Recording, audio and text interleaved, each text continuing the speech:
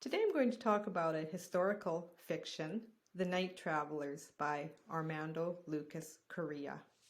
Armando Correa is a well-known author, with his most famous novel probably being The German Girl, which has been published in 15 different languages. The Night Travelers is a novel that jumps back and forth between Berlin, Germany and Havana, Cuba, with a brief but important stop in New York City. It covers a time from about 1929 to 2015. It's a well-researched work of historical fiction about the politics of Germany and Cuba. And I really appreciated the detailed bibliography in the back, which lends credibility to the content and the historical information. The Night Travelers focuses on 4 women from 4 different generations of a family. Ali was born in Germany and gives birth to Lilith, just as Germany is being dictated by Nazi rule. Ali is white and is a single mother, while Lilith is mulatto, her father being a black musician. In order to preserve Lilith's life in the age of eugenics, Ali makes the most difficult decision to place her in the hands of a neighboring Jewish family who have been given the right to seek refuge in Cuba. So Lilith grows up in Cuba and eventually gives birth to Nadine, just as Cuba is undergoing a change to a communist regime.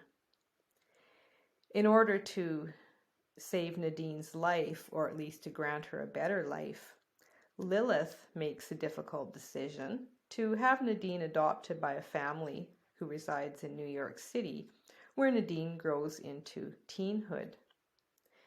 In a twist of events, in 1975, Nadine travels with her adoptive father to Germany and takes up residence there. She becomes educated and dedicates herself to preserving memories of all those annihilated by the Nazi regime. She gives birth to Luna, who takes on the task of deciphering the family's difficult and sometimes sordid history. There are many twists and turns and surprises along the way, but the main plot is 4 very strong women of different generations in the same family, all having to figure out where and how they belong and having to come to grips with decisions of their elders and of themselves.